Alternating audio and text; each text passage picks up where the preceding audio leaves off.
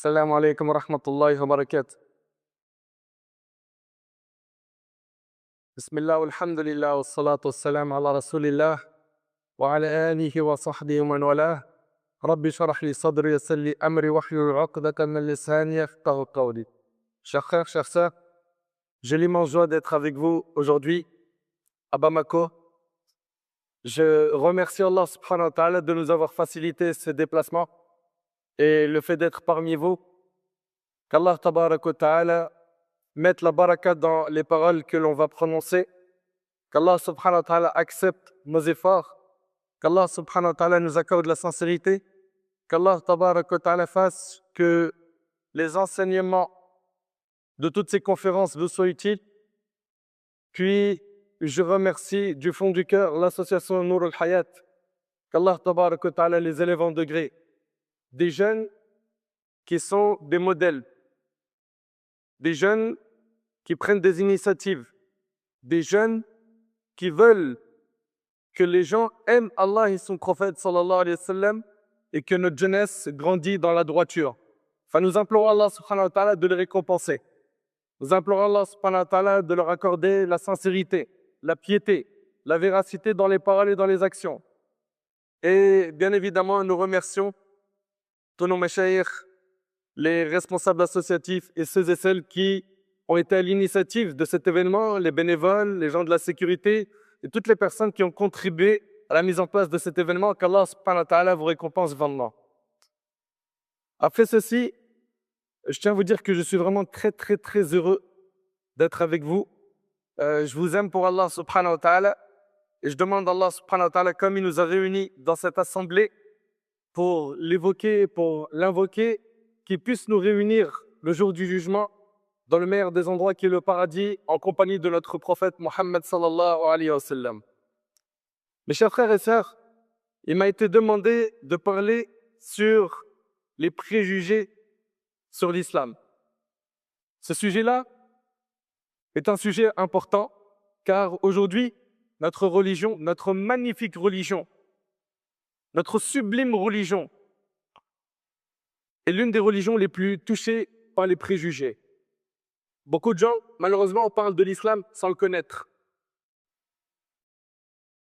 L'analyse sans le comprendre et le juge à travers le comportement de certains qui font n'importe quoi.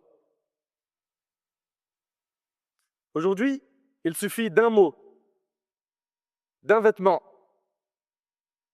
d'un simple nom pour juger un musulman. Et rapidement, on va parler d'extrémisme, d'intolérance, de violence, de terrorisme, etc. Trop souvent, l'islam est présenté comme un danger. Pourtant, si seulement on ouvrait le Coran, et si seulement on étudie les enseignements du meilleur des hommes qu'Allah a créé, qui est Muhammad, sallallahu alayhi wa sallam, l'élu parmi les créatures. En étudiant le Coran, en étudiant la sunna du prophète sallam, on découvrirait une religion, écoutez bien s'il vous plaît, fondée sur la paix, la justice et la miséricorde. Allahu Akbar. La paix, la justice et la miséricorde. Aujourd'hui, là, je veux remettre la vérité à sa place. Et on va parler, Inch'Allah, de l'islam, pas avec nos opinions personnelles. Non, mais avec des textes du Coran et de la sunna du prophète sallallahu alayhi wa sallam. Nous allons présenter le véritable islam, celui que beaucoup de gens malheureusement ne connaissent pas. Mais avant tout, on va déconstruire certains préjugés car cela est nécessaire. Premier préjugé, on entend souvent à travers certains médias que l'islam est une religion violente. Que l'islam est une religion violente. Mes chers frères, mes chères sœurs, dans le hadith rapporté par l'imam al-Tirmidhi, le prophète, alayhi salatu wassalam, lorsqu'il arrive à Médine, quand il a fait son émigration, il a quitté la Mecque pour arriver dans la ville de Médine, son premier commandement fut « Ô vous les gens, afshu salam, répandez le salut ». Et le mot salam, quand on dit aux gens salam alaikum, vous savez qu'est-ce que ça veut dire salam alaikum? C'est une invocation pour la sécurité contre tout mal. Quand tu dis à quelqu'un assalamu alaikum, tu invoques Allah en lui demandant de le protéger de tout mal. Ça, c'est la salutation des musulmans. Et le prophète, en arrivant à Médine, il a dit, oh, vous les gens, il a dit, propagez le salut, répandez le salut, respectez les liens de parenté, offrez à manger.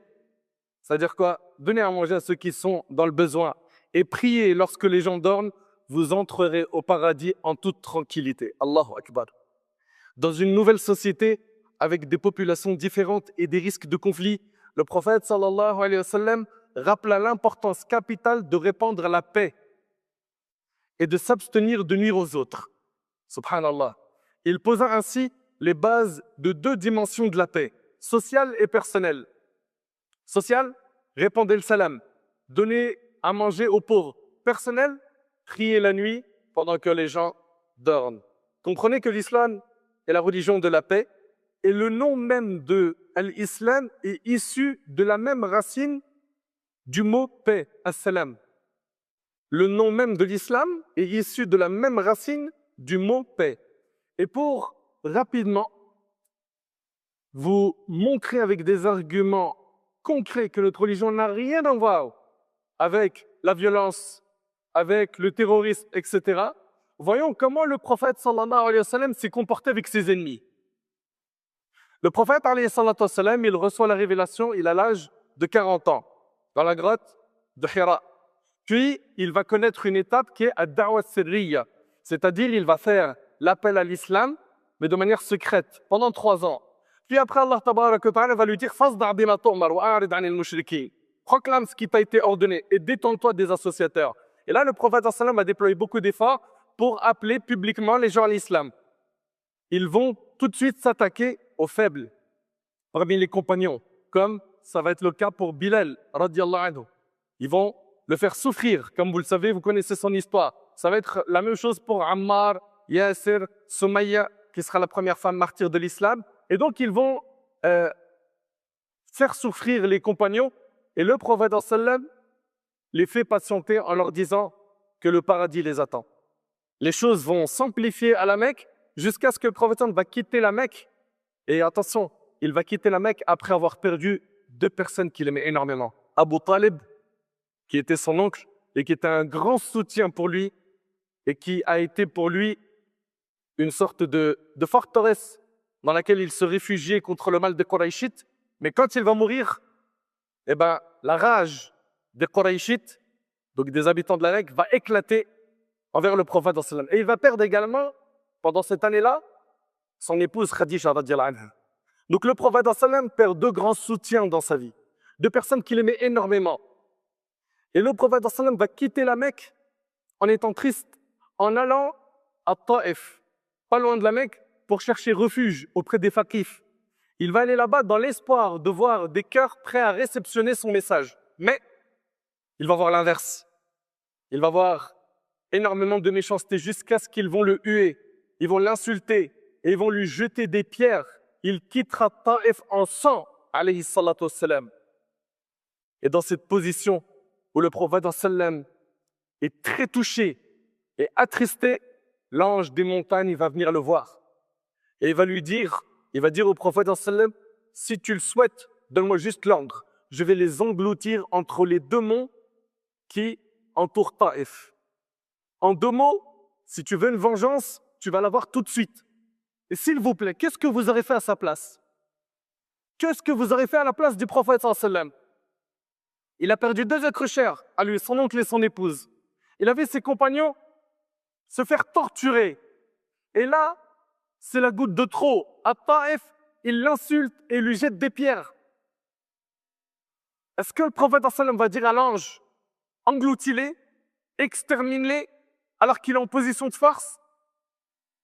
Eh bien, écoutez-moi.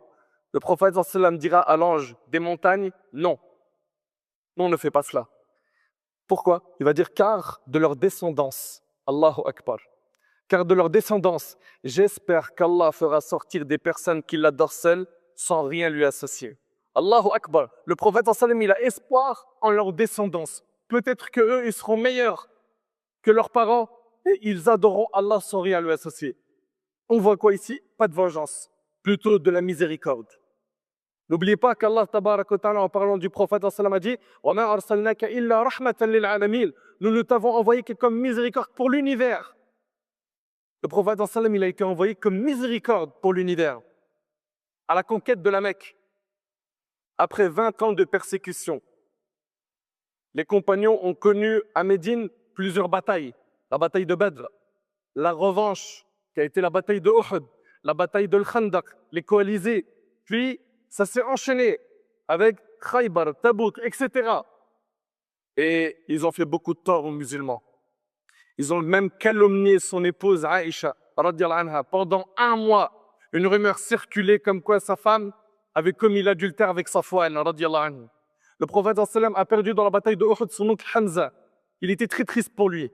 Le prophète a connu donc pendant 20 ans des persécutions de la part des Qurayshites. Et là, le jour de la conquête de la Mecque, 20 ans plus tard, il est en position de force. Il est avec 10 000 compagnons. Les musulmans pensaient que ça allait être un jour de vengeance. D'ailleurs, ils ont dit, certains musulmans ont dit, ce jour est un jour de lutte sanglante. Regardez le prophète qui rentre pour conquérir la Mecque, il va dire quoi? Non, ce jour est plutôt un jour de clémence. Ce jour est plutôt un jour de clémence. Ensuite, il s'est tenu face aux vaincus, les Qurayshites, et il leur a dit, ô habitants de la Mecque, que pensez-vous que je vais faire de vous aujourd'hui? Il est en position de force. Ils lui ont fait énormément de mal. Ils lui ont dit du bien, car tu es un frère généreux, fils d'un frère généreux.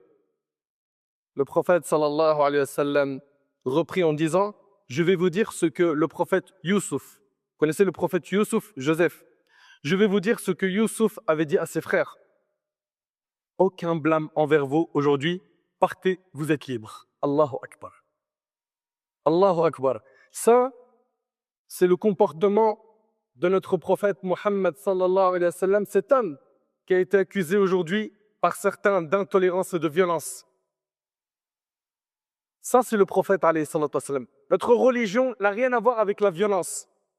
Notre religion protège la vie humaine. Allah tabarak wa ta'ala nous dit, et méditez bien s'il vous plaît sur ce verset. Allah ta'ala nous dit, min ajli dhalik, katabna ala bani Israël annahu ban qatala nassan bighayri nas. أو فساد في الأرض فكأنما قتل الناس جميعا ومن أحياها فكأنما أحيا الناس جميعا. C'est pourquoi nous avons prescrit aux fils d'Israël, quiconque tue un seul homme non coupable d'un meurtre ou d'un désordre sur terre est considéré comme s'il avait tué l'humanité entière. Et quiconque préserve la vie d'un seul homme est considéré comme s'il préservait la vie de l'humanité entière. Le grand savant Hassan al-Basri, on lui a posé la question, ce verset concerne-t-il uniquement les Banu Israël ou est-ce qu'il concerne tous les gens? Il a dit par celui dont il n'y a pas de divinité par lui, il concerne tous les gens. C'est-à-dire quoi? C'est-à-dire que celui qui tue un homme, c'est comme si il avait tué l'humanité entière. Subhanallah. L'islam sacralise la vie humaine et fait de la sécurité un pilier fondamental. Tuer un innocent est en islam un crime équivalent au meurtre de toute l'humanité. D'ailleurs, le terrorisme sème la peur. L'islam la combat. Le prophète a interdit toute terreur, toute violence aveugle et toute atteinte aux civils musulmans ou non. Le terrorisme repose sur l'injustice, la peur et le chaos, alors que l'islam est basé sur la justice, la miséricorde et la préservation de la vie humaine. Comprenez, mes chers frères, mes chères sœurs, que notre religion insiste énormément sur le respect de la vie, sur la paix, la sécurité, la stabilité des États. D'ailleurs, c'est pour cela qu'on a même l'opinion de la majorité des savants qui nous enseignent qu'il est interdit en islam de se rebeller contre un gouverneur injuste. Pourquoi?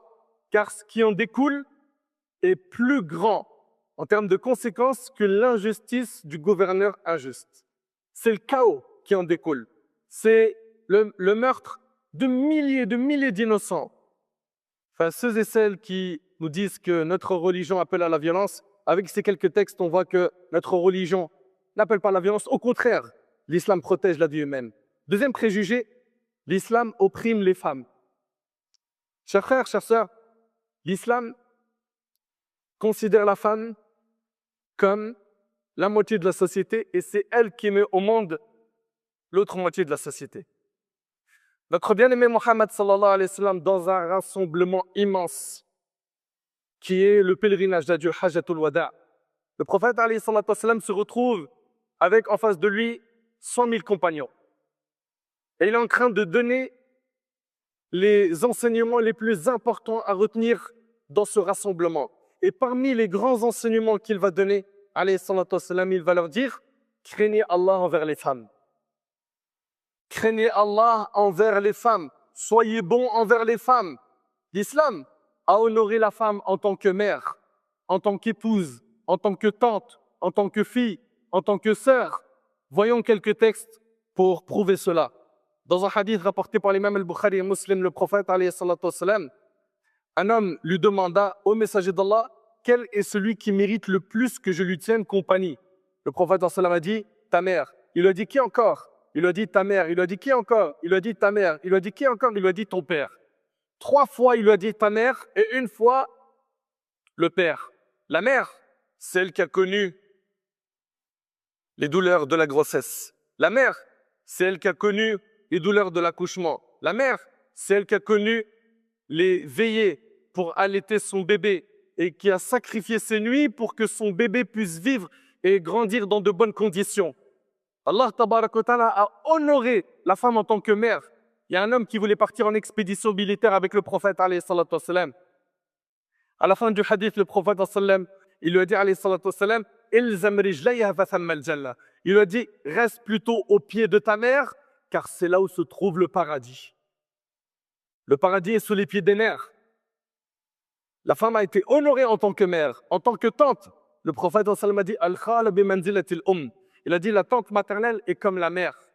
La tante a été honorée. L'islam a honoré la femme en tant qu'épouse. Allah Ta'ala a dit, wa'ashiruhunna bil ma'ruf. Ça veut dire quoi? Et comportez-vous avec elles, avec vos épouses, d'une manière bienveillante. C'est un ordre coranique. Allah nous dit, et comportez-vous avec elles, c'est-à-dire avec vos épouses, d'une manière bienveillante. Et le prophète sallam a dit, les meilleurs d'entre vous sont les meilleurs avec leurs femmes. Et c'est rapporté par l'imam al-Tirmidhi. Donc l'épouse, elle a été honorée dans notre religion. L'islam a honoré la femme en tant que fille. Il faut savoir en fait qu'à l'époque des Arabes, la femme était humiliée. C'était un objet, elle n'avait pas de valeur. Et l'islam l'a valorisée. Il l'a valorisée en tant que mère, en tant qu'épouse, en tant que fille. Avant, quand ils avaient une fille, c'était une honte. Ils l'enterraient vivante. C'est ce que faisaient les Arabes. Allah tabaraka wa ta'ala nous dit dans le Coran, Lillahi mulku samawati wal ard, yakhluqu ma yasha, yahabu liman yasha'u inatha, wa yahabu liman yasha'u dhukur, aw yuzawwijuhum dhukranan wa inatha, wa yaj'alu man yasha'u aqima, innahu alimun qadir. À Allah seul appartient la royauté des cieux et de la terre. Il crée ce qu'il veut. Et suivez bien, Allah va commencer d'abord par les filles. Allah dit, il fait don de filles à qui il veut. Allah a considéré qu'avoir une fille, c'est un don, c'est un cadeau. Il fait don de filles à qui il veut et don de garçons à qui il veut. Il accorde à la fois garçons et filles et il rend stérile qui il veut. Il est omniscient et omnipotent.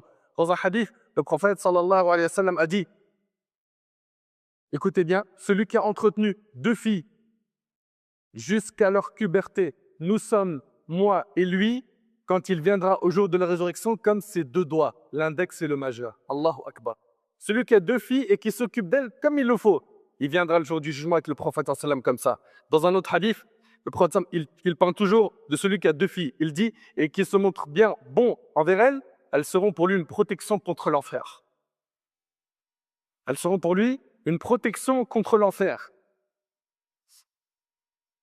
Pour ce qui est de la sœur, selon Abu Saïd al-Khudri, le prophète a dit, celui qui détiendra sous sa responsabilité 3 filles ou 3 sœurs, ou bien 2 filles ou 2 sœurs, puis se comportera bien avec elles, en craignant Allah, rentrera au paradis. Vous avez vu comment notre religion valorise la femme. L'islam a donc honoré la femme. Contrairement à ce qu'on veut nous faire croire, le Coran reconnaît la dignité totale de la femme. Allah nous dit, elles ont des droits équivalents à leurs obligations, conformément à la bienséance. L'islam a accordé aux femmes le droit à l'héritage, alors qu'avant l'islam, les Arabes lésaient la femme. L'islam lui a donné le droit à la propriété, à l'indépendance financière. Allah Ta'ala nous dit لِلرِّجَالِ نَصِيبٌ مِّمَّا اكْتَسَبُوا وَلِلنِّسَاءِ نَصِيبٌ مِّمَّا اكْتَسَبْنَ.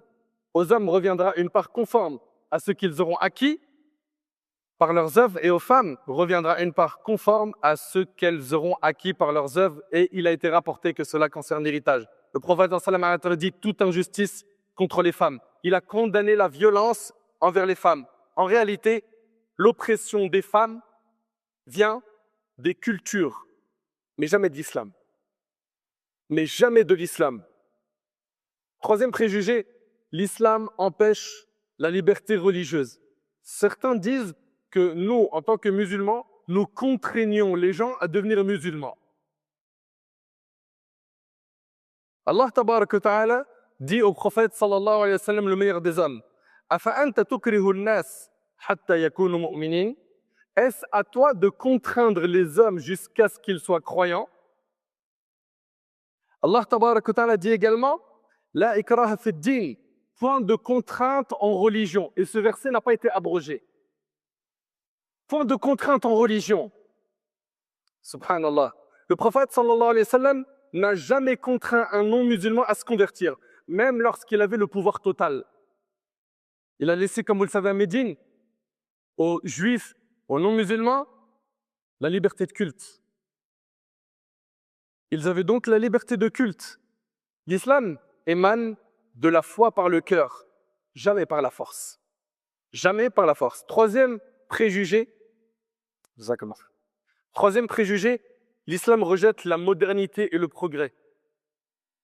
Souvent on entend, c'est une religion d'arriérés, de bédouins, de gens qui sont contre les technologies nouvelles.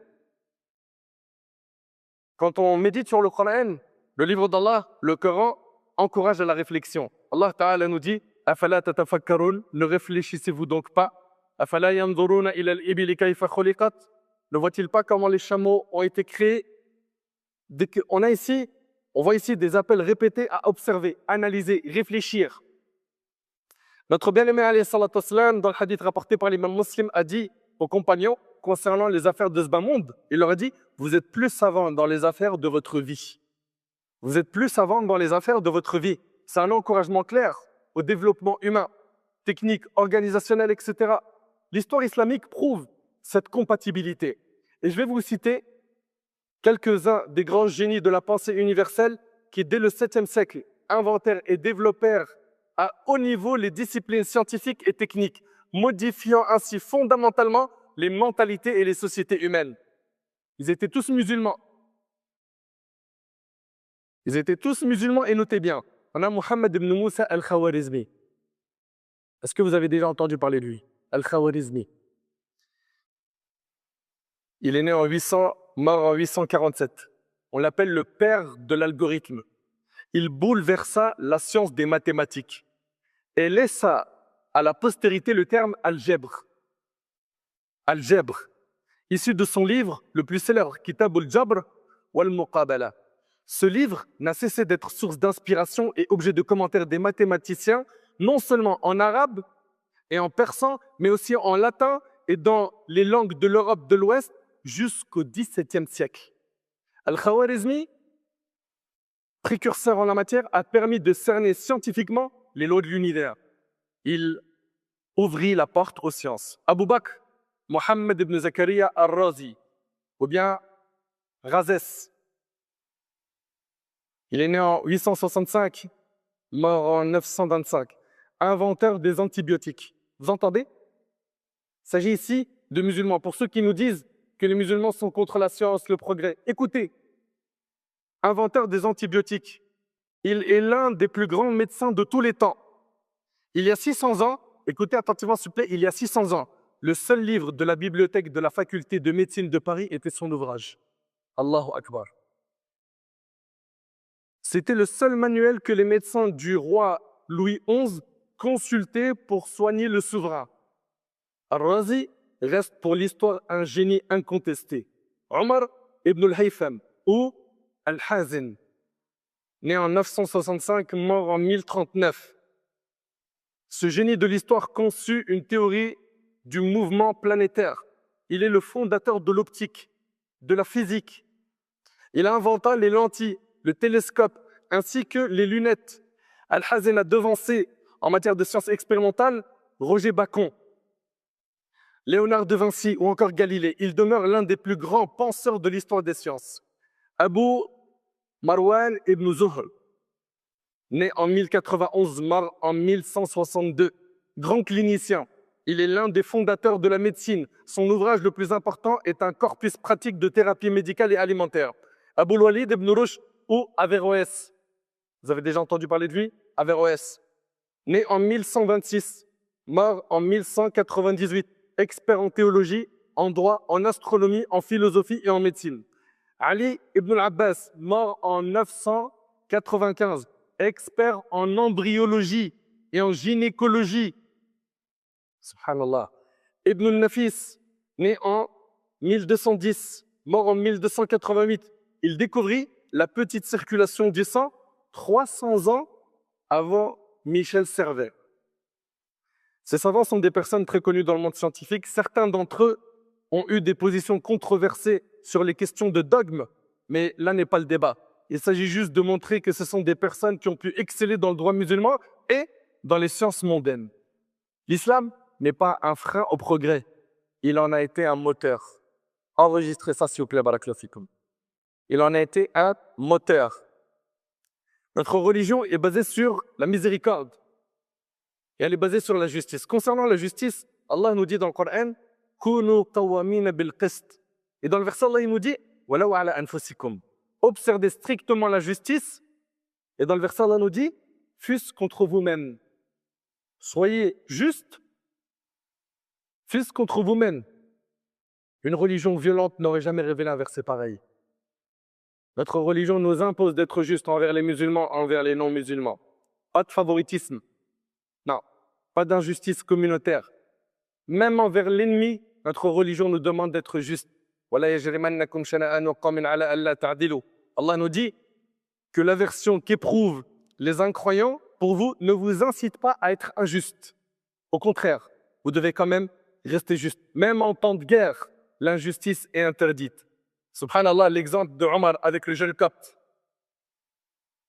Dans l'ouvrage Al-Wilaya al-Buldan, cette histoire-là, en résumé, un jeune copte a été frappé par le fils du gouverneur. Un jeune copte a été frappé par le fils du gouverneur, le gouverneur musulman. Omar fait venir le père et dit au copte, frappe le fils de celui qui t'a frappé. Puis il a dit sa phrase célèbre, depuis quand asservissez-vous les hommes alors que leurs mères les ont mis au monde libre? Alors que leurs mères les ont mis au monde libre. Une justice qui inspire encore le monde entier.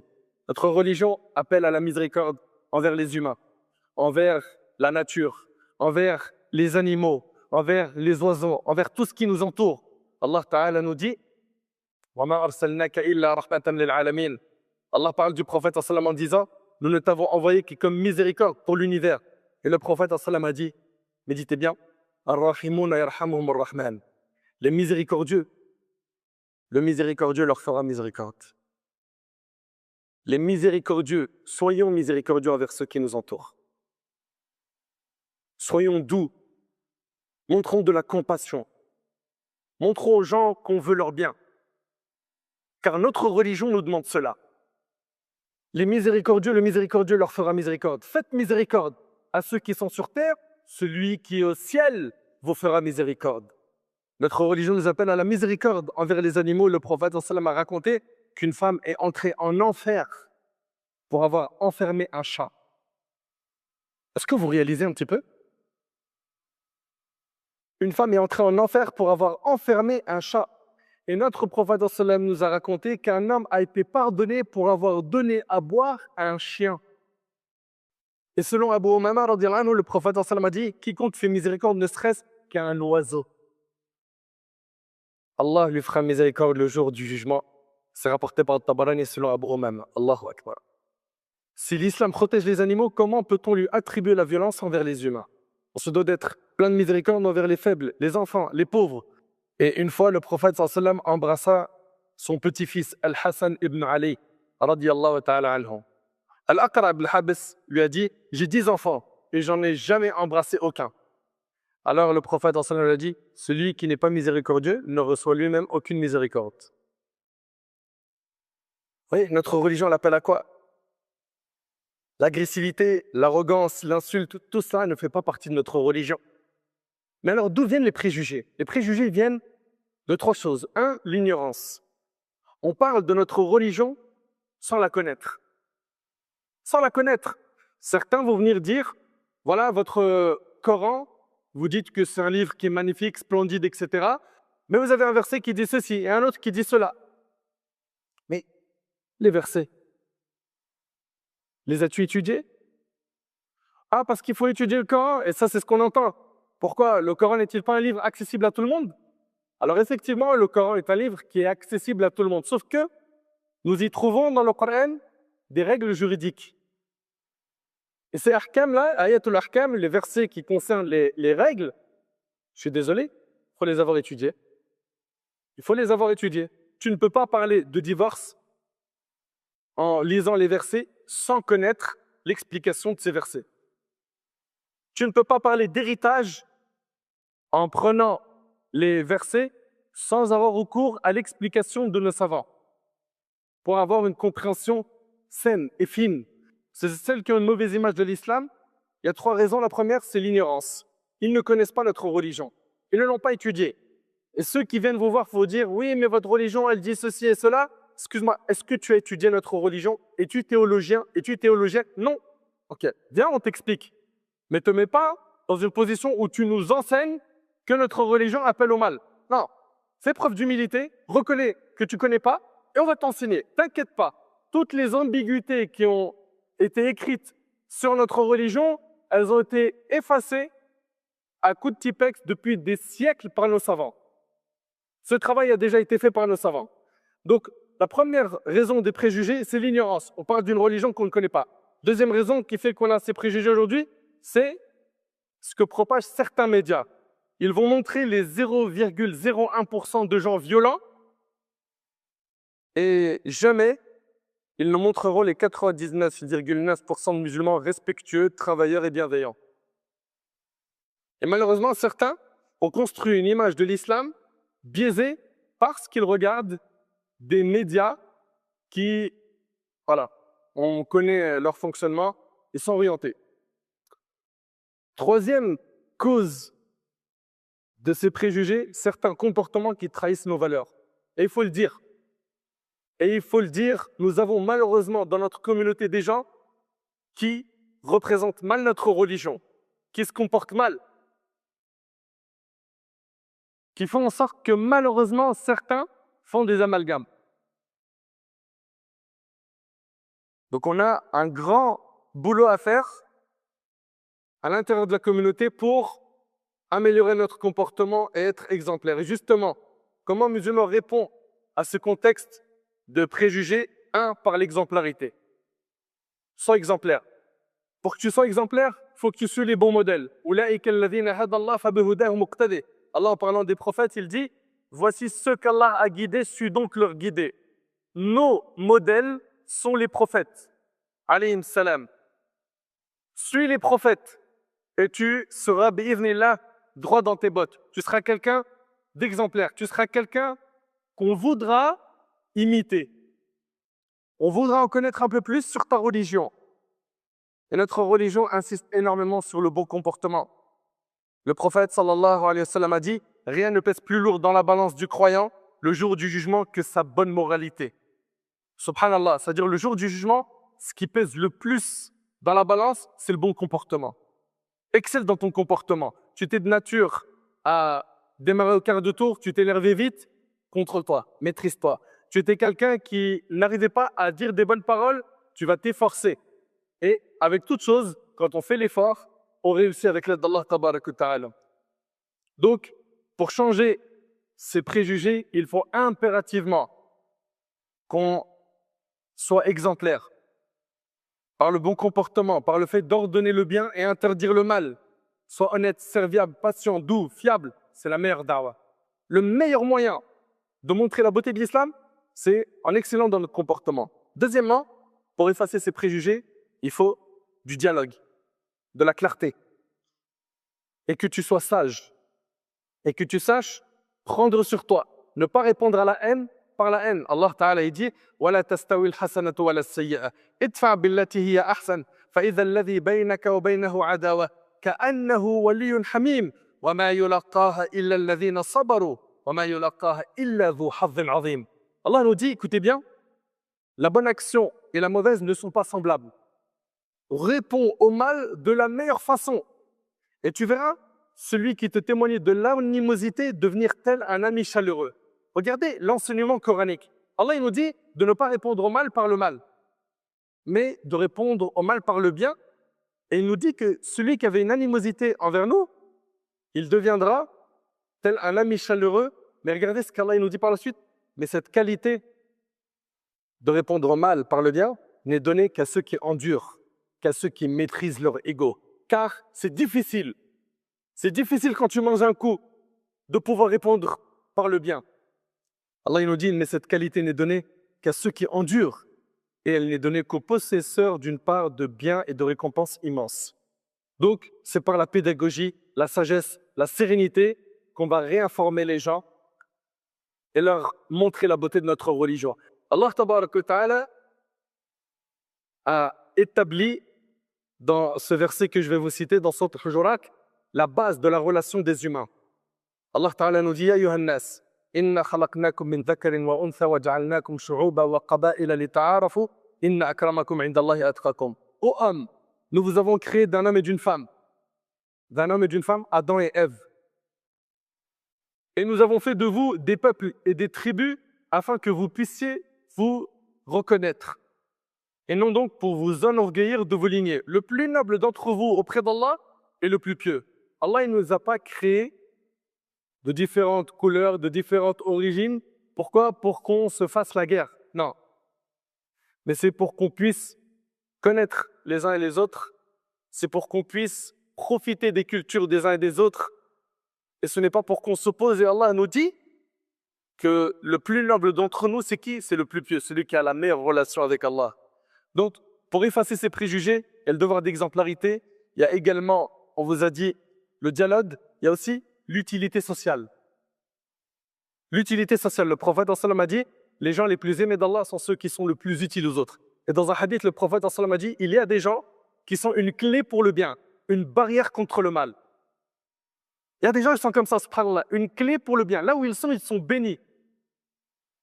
Là où ils apportent du bien, de la malfaite, de l'utilité, soit de cela, afin d'effacer de la tête des gens ces préjugés qu'ils ont. Wallahi, qu'en excellant dans notre comportement et en étant utile, que ce soit dans un volet social, humanitaire ou autre, en apportant quelque chose, en contribuant à l'amélioration de la société, les gens voient. Ils regardent effectivement les médias, mais ils voient le concret. Le concret, c'est la vie de tous les jours. C'est comment mon voisin musulman se comporte avec moi, comment mon collègue de travail musulman se comporte avec moi. D'où le fait qu'on a ce grand devoir d'exceller et d'être utile. Et aussi, ça va passer par la science. La science va te permettre d'effacer les préjugés, car plus tu connais la religion, moins tu es atteint par les préjugés. Voilà, mes chers frères, mes chères sœurs, en résumé, ce qu'on avait à vous dire sur ce sujet qui, en réalité, demanderait des heures et des heures, mais on a voulu résumer des points qui sont assez importants. Et pour conclure, l'islam n'est pas une menace. Non, l'islam est une lumière, une miséricorde, une justice, une voie de paix. Allah tabaraka wa ta'ala il dit Man amila salihan min dhakarin aw untha wa huwa mu'min falanuhyiyannahu hayatan tayyiba. Quiconque, homme ou femme, fait des bonnes œuvres tout en étant croyant, nous lui ferons vivre une bonne vie. Allah il a promis la bonne vie à celui qui fait des bonnes actions en étant croyant. Donc notre religion est la clé pour pouvoir être épanoui et être heureux sur terre. Tu veux être heureux, le grand bonheur, tu ne le connaîtras qu'en ayant la foi. Car la foi, c'est cet élément qui, lorsqu'il s'installe dans le cœur, Wallah il adim, la vie prend une autre tournure. La vie prend une autre tournure. Tu es apaisé, tu es bien intérieurement, ton cœur est connecté à Allah subhanahu wa ta'ala. Donc notre rôle aujourd'hui est simple, c'est incarner cette lumière, montrer par notre comportement le vrai visage de l'islam. Soyons des preuves vivantes que les gens voient l'islam dans nos actes avant même de l'entendre dans nos paroles. et disons au monde sans aucun complexe, voici ce qu'est vraiment l'islam. J'implore Allah tabarak wa ta'ala de faire que ce rappel nous soit utile. J'implore Allah subhanahu wa ta'ala de nous utiliser dans le bien jusqu'à notre dernier souffle. J'implore Allah tabarak wa ta'ala de nous pardonner nos manquements, de faire de nous des pieux, de faire de nous des clés pour le bien, des barrières contre le mal. J'implore Allah tabarak wa ta'ala de nous accorder une bonne compréhension de sa religion et de nous accorder une bonne fin. هذا والله أعلم سبحانك اللهم بحمدك أشهد أن لا إله إلا أنت أستغفرك وأتوب إليك وجزاكم الله خير وآخر دعوانا